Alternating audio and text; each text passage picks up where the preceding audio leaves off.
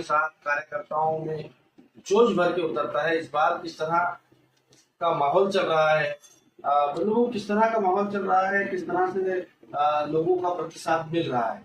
कार्यकर्ताओं में और लोगों में उत्साह है।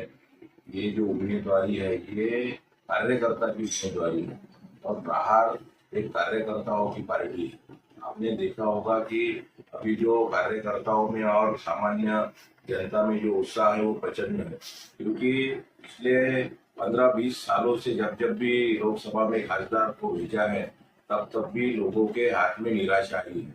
कभी किसानों के, मजदूरों के, दिव्यांगों के, सामान्य जनता के लिए कोई सवाल संसद में आज तक उठाया नहीं गया और इसलिए दिनेश की भूख जैसा एक रुग्ण सेवक जिसने कोई पद पे न होते हुए जो सामान्य मानुष की जो सेवा की है वो अद्वितीय है।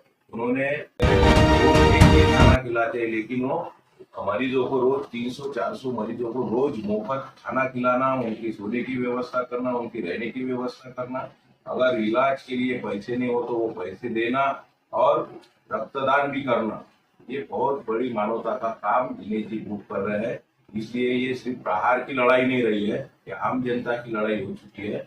ये चुनाव एक जन आंदोलन का स्वरूप ले चुका है और निश्चित तौर पर मैं आपको बताना चाहूंगा कि आने वाले चुनाव में दिनेश बुक बहुत भारी मतों से चुन जाए।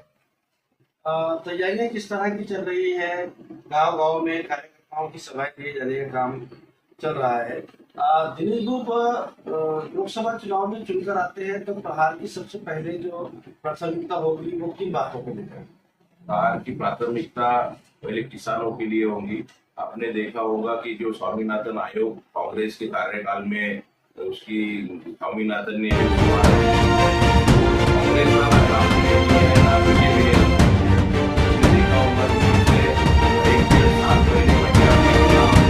एक साल तक किसानों का आंदोलन चला है, उसके बावजूद भी हमी भाव कहीं पे दिए नहीं गए।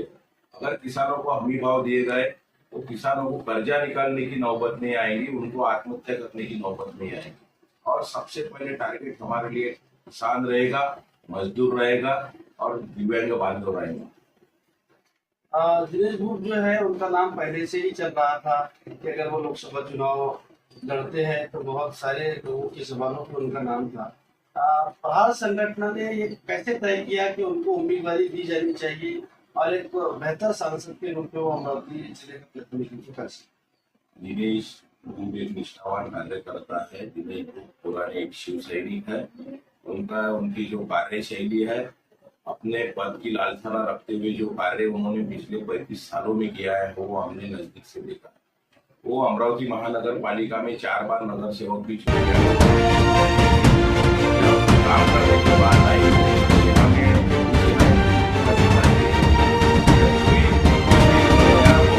और कोई धर्म जाति के लोग हो जब उनके पास परेशानी में गए तो उन्होंने कभी किसी का जात धर्म नहीं देखा। उनका हिंदुत्व है, वो सबको लेके चलने वाला हिंदुत्व है। इसलिए हमने सोचा कि ये निष्ठावान कार्यकर्ता है और प्रहार कार्यकर्ताओं की पार्टी है, इससे एक और मजबूत कार्यकर्ता खड़ा होगा। इसलिए हमने दिनेश जी बुक का लोकसभा के लिए चयन किया।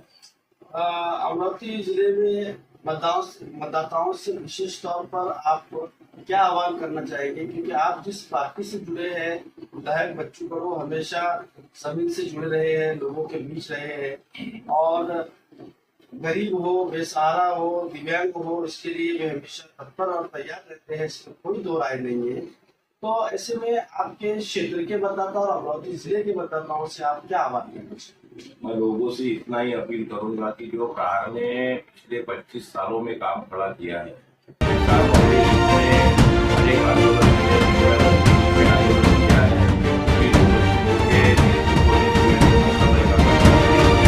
में नहीं सिर्फ महाराष्ट्र में हुआ है।